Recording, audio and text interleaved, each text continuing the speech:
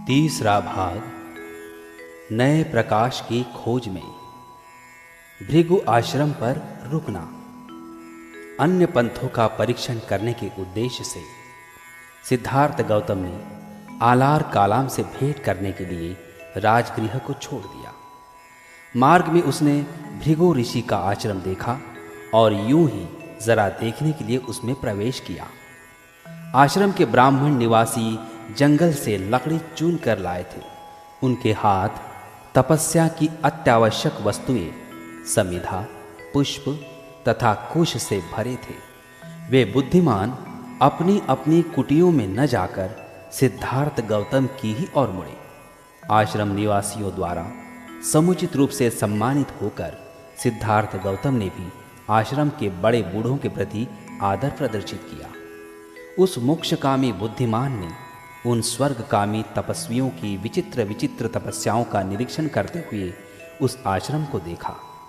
उस सुकोमल सन्यासी ने उस पवित्र वन में उन तपस्वियों को वैसी नाना प्रकार की तपस्याएं करते हुए प्रथम बार देखा। तपस्याओं के रहस्य के श्रेष्ठ ज्ञाता भृगु ब्राह्मण ने उसे सभी प्रकार की तपस्याएं समझाई और प्रत्येक तपस्या का फल भी बताया। पानी से उत्पन्न निरग्नि भोजन, मूल और फल, यही धर्मशास्त्रों के अनुसार तपस्वियों का भोजन है। लेकिन तपस्या के भिन्न भिन्न नाना रूप है। कुछ पक्षियों की भांति दाने चूग कर गुजारा करते हैं, दूसरे हिरणों की भांति घास चूगते हैं और तीसरे सांपों की भांति वायुभक्षी होते हैं, मानो वे दीमक की बांबी ही बन गए हों। दूसरे बड़ी कठिनाई से पत्थरों से अपने शरीर के लिए पोषण प्राप्त करते हैं। दूसरे अपने दांतों से ही पीस कर अन्न खाते हैं और तीसरे दूसरों के लिए उबालते हैं और उनके लिए भाग्यवश जो कुछ थोड़ा बच रहे उसी पर गुजारा करते हैं। कुछ दूसरे निरंतर पानी में भीगी जटाओं से 2 बार अग्नि देवता को अर्घ्य अर्पण करते हैं। कुछ दूसरे मछलियों की तरह पानी में डूबे रहते हैं, उनके बदनों को कछुए नोचते रहते हैं।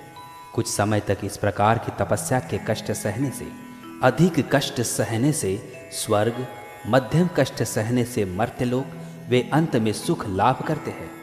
कहा गया है कि कष्ट सहन ही पुण्य का मूल है। यह सब सुना तो गौतम ने उत्तर दिया, किसी भी ऐसे आश्रम को देखने का यह मेरा पहला अवसर है। मेरी समझ में तुम्हारा यह तपस्या क्रम नहीं आता। अभी तो मैं केवल इतना ही कह सकता हूँ, आपकी यह निष्ठा स्वर्ग लाभ के लिए है, किंतु मेरी इच्छा तो यही है कि संसार के दुख के मूल कारण का और उसके दूर करने का उपाय खोज निकाला जाए। क्या मैं अब आपसे विदा ले सकता हूँ? मैं सांख्य दर्शन का ज्ञान प्राप्त करना चाहता हूँ और योग विधि का भी अभ्यास करना चाहता हूँ और देखना चाहता हूँ कि क्या यह दोनों पद्धतियाँ मेरी समस्या के हल में किसी प्रकार सहायक हो सकती हैं। जब मैं सोचता हूँ कि मुझे आप लोगों से, जो ऐसी निष्ठा से अपने पथ पर अग्रसर हो रहे हैं, जिन्होंने मेरे प्रति इतने सौहार्द का परिचय दिया है, विदा लेनी होगी तो मुझे बड़ा दुख होगा। वैसा ही दुख जैसा मुझे अपने संबंधियों को छोड़ते समय हुआ था। मैं जो इस वन से विदा ले रहा हूँ, यह कोई आपकी कृति के प्रति वितृष्णा के कारण नहीं, क्योंकि आप तो अपने पूर्वज ऋषियों के पथ पर चलने वाले महान ऋषिगण हैं। मैं मुनि आलार कालाम के पास जाना चाहता हूँ, जो सुविज्ञ माना जाता है। उसका यह संकल्प देखकर आश्रमपति भृगु ने कहा, राजकुमार, तुम्हारा संकल्प महान है। तुमने तरुण होने के बावजूद स्वर्ग सुख और मोक्ष के बारे में गंभीरता से विचार कर लिया है और तुम स्वर्ग सुख के स्थान पर मोक्ष लाभ करना चाहते हो। तुम निस्संदेह वीर हो। यदि जैसा तुम चाहते हो यही तुम्हारा दृढ़ निश्चय हो तो शीघ्र विंध्य प्रदेश जाओ। वही वह मुनि आलार कालाम रहता है जो निरपेक्ष सुख के रहस्य का ज्ञाता है। उससे तुम मार्ग का ज्ञान प्राप्त करोगे। लेकिन जहाँ तक मैं देख सकता हूँ, तुम वहाँ भी न रुकोगे। तुम उसके सिद्धांत की भी जानकारी प्राप्त कर और आगे बढ़ जाओगे। गौतम ने उसका धन्यवाद किया और ऋषि मंडली के प्रति आदर प्रदर्शित कर वहां से विदा हुआ। वे ऋषिगण भी उसके प्रति यथायोग्य सत्कार सम्मान की भावना प्रदर्शित कर पुनः तपस्या करने के निमित्त वन में जा दाखिल हुए। सांख्य परंपरा का अध्ययन। भृगि के आश्रम से विदा ले चुकने पर गौतम आलार कालाम के आश्रम का पता लगाने के लिए निकल पड़ा। आलार कालाम उस समय वैशाली में ठहरा हुआ था। गौतम उधर गया। वैशाली पहुंचकर वह उसके आश्रम पहुंचा। आलार कालाम के पास पहुंचकर उसने कहा कि मैं आपके सिद्धांत और अभ्यास में दीक्षित होना चाहता हूं। आलार कालाम ने उत्तर दिया, तुम्हारा स्वागत है। मेरा सिद्धांत ऐसा है कि तुम्हारे जैसा बुद्धिमान आदमी इसे अचिरकाल में ही स्वयं समझ ले सकता है, मेरे सिद्धांत का साक्षात कर सकता है और तदनुसार जीवन बिताने लग सकता है। निश्चय से तुम ऊंची से ऊंची शिक्षा ग्रहण करने के पात्र हो। आलार कालाम के ये शब्द सुनकर राजकुमार बहुत प्रसन्न हुआ। उसने उत्तर दिया, इस असीम करुणा के कारण जो आप मेरे प्रति दिखा रहे हैं, सदोष होने पर भी मुझे लगता है कि ये निर्दोष है। क्या आप कृपा कर मुझे अपना सिद्धांत बताएंगे? आलार कालाम बोला, तुम्हारे शील, तुम्हारे चरित्र और तुम्हारे दृढ़ निश्चय का मेरे मन पर ऐसा प्रभाव पड़ा है कि ये तुम्हारी पात्रता जांचने के लिए तुम्हारी कोई परीक्षा नहीं लेना चाहता। हे सुनने वालों में श्रेष्ठ, हमारे सिद्धांतों को सुनो। तब उसने गौतम को उन सिद्धांतों से परिचित कराया जो उस समय सांख्य दर्शन के नाम से ज्ञात थे। प्रवचन की समाप्ति पर आलार कालाम ने कहा, गौतम, बस इतने ही हमारे सिद्धांत हैं। मैंने सार रूप में सब बता दिए हैं। गौतम आलार कालाम की स्पष्ट व्याख्या से बड़ा प्रसन्न हुआ। समाधि मार्ग का अभ्यास। जिस समय गौतम अपनी समस्या का हल ढूंढ निकालने के लिए नाना तरह के परीक्षण करने में लगा हुआ था, उसे विचार आया कि वह समाधि लगाने का ढंग भी क्यों न सीख ले। ध्यान मार्ग की 3 पद्धतियां प्रचलित थी। तीनों पद्धतियों में एक बात समान थी। तीनों की मान्यता थी कि सांस पर काबू पा लेने से चित्त की एकाग्रता सिद्ध हो जाती है। सांस को बस में रखने की एक पद्धति आनापानसति कहलाती थी। सांस को वश में रखने की एक दूसरी पद्धति प्रचलित थी जो प्राणायाम कहलाती थी।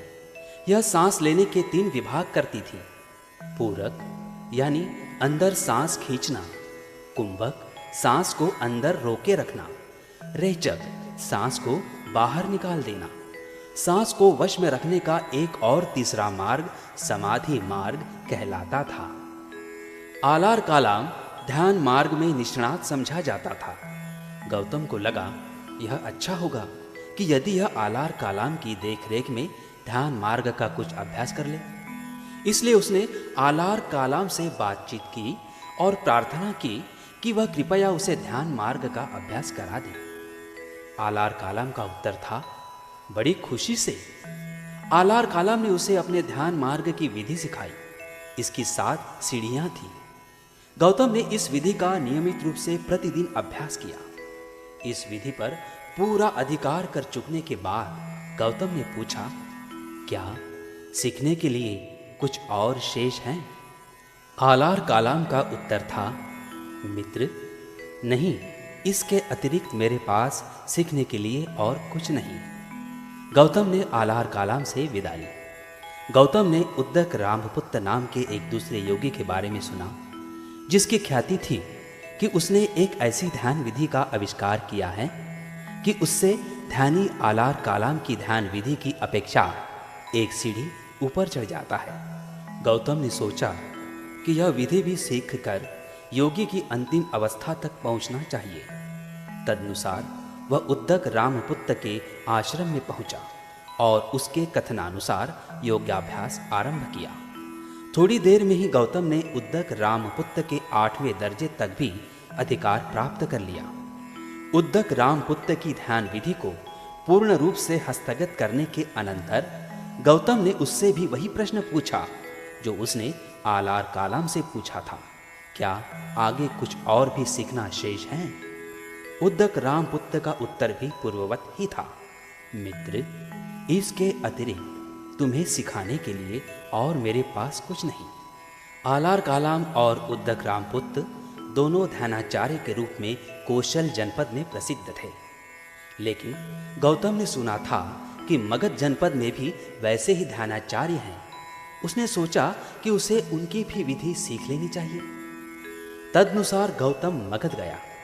उसने देखा कि यद्यपि उनकी भी ध्यान विधि का आधार सांस पर काबू पाना ही था, तो भी जो ध्यान विधि कौशल जनपद में प्रचलित थी उससे भी वह सर्वथा भिन्न थी। इस ध्यान विधि की विशेषता यह थी कि यह सांस का सर्वथा निरोध करके चित्त की एकाग्रता का संपादन करती थी। गौतम ने यह विधि सीखी। जब उसने सांस को रोककर चित्त को एकाग्र करने का प्रयास किया तो उसने देखा कि उसके कानों में से बड़ी तीव्र आवाज आती है और अपना सिर उसे ऐसा प्रतीत होने लगा मानो कोई तेज चाकू से चीर रहा हो। वह बड़ी कष्टदायक विधि थी, लेकिन गौतम ने इस पर भी अधिकार प्राप्त कर ही लिया। इस प्रकार उसने समाधि मार्ग का अभ्यास किया। तपस्या का परीक्षण। गौतम ने सांख्य मार्ग तथा समाधि मार्ग का परीक्षण कर लिया था, लेकिन वह तपश्चर्या का परीक्षण बिना किए ही भृगुओं के आश्रम से चला आया था। उसे लगा कि इसके बारे में भी उसका स्वानुभव होना चाहिए ताकि वह अधिकार से इसकी चर्चा कर सके। तदनुसार गौतम गया पहुंचा। वहां पहुंचकर सबसे पहले उसने घूम फिर कर आसपास का इलाका देखा। बाद में उसने तपश्चर्या के लिए गया के राजर्षि नेंगरी के आश्रम में, जो कि उर्विला में था, निवास करने का निश्चय किया। तपश्चर्या के लिए निरंजना नदी के तट पर यह एक एकांत स्थान था। उर्विला में उसे वहां 5 परिव्राजक भी मिले जो उसे राजगृह में मिले थे और जिन्होंने उसे शांति का समाचार लाकर सुनाया था। वे भी तपश्चर्या का अभ्यास कर रहे थे। उन तपस्वियों ने उसे देखा और उसके पास आकर कहा कि वह उन्हें भी साथ ले ले। गौतम ने स्वीकार किया। इसके बाद से वे उसकी सेवा करते हुए उसकी आज्ञा में रहने लगे। वे उसके प्रति बड़े विनम्र थे और जैसा वह कहें वैसा करने वाले थे। गौतम की तपस्या तथा आत्मक्लेश की प्रक्रिया अत्यंत उग्र रूप की थी। कभी कभी वह केवल 2-3 घरों पर ही भिक्षाटन के लिए जाता, 7 घरों से अधिक पर कभी नहीं, और उन घरों में से भी एक एक घर से 2-3 कौर भोजन ही स्वीकार करता। 7 कौर से अधिक किसी एक घर से नहीं। वह दिन में 1-2 कटोरी भर भोजन पर ही गुजारा करता, 7 कटोरियों से अधिक किसी हालत में नहीं। कभी कभी वह सारे दिन में एक ही बार भोजन करता, कभी कभी 2 दिनों में एक बार, इसी क्रम से कभी कभी 7 दिनों में एक बार या 15 दिनों में भी एक बार, और बड़ी ही नपी तुली मात्रा में। जब उसने तपश्चर्या में और प्रगति की तो उसका आहार जंगल से इकट्ठी की हुई हरी जड़ें मात्र रह गया था, या अपने से उगे हुए जौ या धान के दाने, या पेड़ों की छाल के टुकड़े, या काई, या चावल के गिर्द भूसी के अंदर के लाल कण, या उबले हुए चावल की पीछ, या सरसों आदि की खली। वह जड़ें और जंगली फल खाकर रहता था, या जो स्वयं हवा से अपने आप गिरे। उसके कपड़े या तो सन के बने थे, या सन की रस्सी और कूड़े के ढेरों पर पड़े हुए चिथड़ों के, या पेड़ की छाल के, या आधी या पूरी मृग छाल के, या घास के, या छाल की लकड़ी की पट्टियों के, या आदमियों या पशुओं के बालों से बने कंबलों के, और या उल्लू के परों के। वह अपने सिर और दाढ़ी के बाल नोच नोच कर उखाड़ता था। वह हमेशा सीधा और पालथी मार कर बैठता था, तथा वह पालथी मारे मारे आगे सरकता था। वह खड़ा नहीं होता था। इस तरह से तथा और भी नाना प्रकार से वह अपने शरीर को कष्ट और पीड़ा पहुंचाता था। उसकी तपश्चर्या इस सीमा तक पहुंच गई थी। अपने शरीर के प्रति उपेक्षा के भाव को वह इस सीमा तक ले गया कि कि वर्षों तक उसके शरीर पर मैल जमती रही, जो कि बाद में अपने आप गिरने लगी। वह भयानक घनघोर जंगल में रहता था, ऐसे घनघोर जंगल में कि उसके बारे में कहा जाता था कि एक पागल के सिवा और कोई उस जंगल में प्रवेश करने का साहस नहीं कर सकता। यदि करेगा तो उसके रोंगटे खड़े हो जाएंगे। शीत ऋतु में जब रातें भयानक ठंडी हो जाती तो कृष्ण पक्ष के दिनों में रात को वह खुले में रहता और दिन के समय धूप अंधेरे में। और जब वर्षा के ठीक पहले ग्रीष्म ऋतु की भयानक गर्मी पड़ने लगती तो दिन में वह सूर्य के नीचे रहते और रात को सांस घोट देने वाली गर्मी में भीतर जंगल में वह स्मशान भूमि में मुर्दों की हड्डियों का तकिया बनाकर लेटता। इसके बाद गौतम एक दिन में एक ही फली खाकर दिन बिताने लगा, बाद में एक ही सरसों का दाना, बाद में एक ही चावल का दाना। जब वह एक दिन में केवल एक ही दाना खाकर गुजारा करने लगा तो उसका शरीर बहुत क्षीण हो गया। यदि वह अपने पेट को स्पर्श करता तो उसका हाथ उसकी पीठ को जा लगता, यदि वह अपनी पीठ को स्पर्श करता तो उसका हाथ उसके पेट को जा लगता। उसका पेट और पीठ एक दूसरे के इतने नजदीक सट गए थे। यह सब कुछ उसकी अत्यंत अल्पाहारता के कारण हुआ था। तपश्चर्या का त्याग। गौतम की तपश्चर्या और आत्मपीड़न बड़े ही उग्र रूप का था, इतना उग्र जितना उग्र वह हो सकता था। यह 6 वर्ष के लंबे अरसे तक जारी रहा। 6 वर्ष बीतने पर उसका शरीर इतना दुर्बल हो गया था कि वह हील डोल तक न सकता था। तब भी उसे कोई नया प्रकाश नहीं दिखाई दिया था और संसार में जो दुख की समस्या है और जिस पर उसका मन केंद्रित था, उस समस्या का कोई हल उसे दिखाई नहीं दिया था।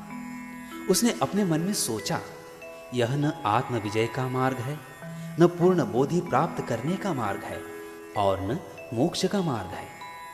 कुछ इस संसार के सुख भोग के निमित्त कष्ट उठाते हैं, कुछ स्वर्ग लाभ के निमित्त कष्ट सहन करते हैं। सभी प्राणी आशा के चक्कर में पड़कर अपने उद्देश्य को प्राप्त न हो सुख को खोजते हैं, दुख के गड्ढे में जा गिरते हैं। क्या मेरे साथ भी कुछ ऐसा ही नहीं हुआ है? मैंने जो प्रयास किया है मैं उसे दोष नहीं दे रहा हूं, किंतु यह आधार को छोड़कर आकाश में उड़ने का प्रयास। मैं पूछता हूं, क्या शरीर का अधिक से अधिक उत्तापन धर्म हो सकता है? क्योंकि मन की प्रेरणा से ही शरीर या तो कार्य करता है अथवा कार्य करने से विरत रहता है। इसलिए मात्र मन की साधना ही योग्य है।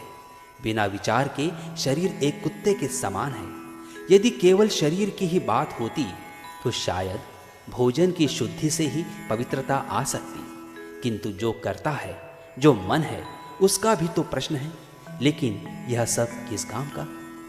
जिसके शरीर का बल जाता रहा, जो भूख तथा प्यास से परेशान है, जिसका मन थकावट के मारे एकाग्र और शांत नहीं है, ऐसे आदमी को कभी नया ज्ञान प्राप्त नहीं हो सकता। जो पूर्ण रूप से शांत नहीं है, वह ऐसे उद्देश्य को जो चित्त द्वारा ही प्राप्य है कैसे प्राप्त कर सकता है? सच्ची शांति और चित्त की एकाग्रता शरीर की आवश्यकताओं की पूर्ति से ही ठीक ठीक प्राप्त हो सकती है। इस समय उर्वेला में सेनानी नाम का एक गृहपति रहता था। उसकी कन्या का नाम था सुजाता। सुजाता ने एक न्यग्रोध वृक्ष के प्रति मिन्नत मान रखी थी और यदि उसे पुत्र लाभ हो तो प्रति वर्ष भेंट चढ़ाने का संकल्प किया था। क्योंकि उसकी इच्छा पूर्ण हुई थी, इसलिए उसने अपनी पुन्ना नाम की दासी को पूजा स्थली तैयार करने के लिए भेजा था। गौतम को न्यग्रोध वृक्ष के नीचे बैठा देख पुन्ना ने सोचा, आज वृक्ष देवता ही साकार हो गया है। सुजाता स्वयं आई और उसने अपनी बनाई हुई खीर स्वर्ण पात्र में सिद्धार्थ गौतम को अर्पण की। उसने स्वर्ण पात्र लिया और सुपतिट्ठ नाम के नदी घाट पर स्नान करने के अनंतर भोजन ग्रहण किया। इस प्रकार उसकी तपश्चर्या का अंत हुआ। जो 5 परिव्राजक सिद्धार्थ गौतम के साथ थे, वे उससे रुष्ट हो गए, क्योंकि उसने तपस्वी तथा आत्मपीड़न के जीवन का परित्याग कर दिया था। वे सिद्धार्थ गौतम को छोड़कर चले गए।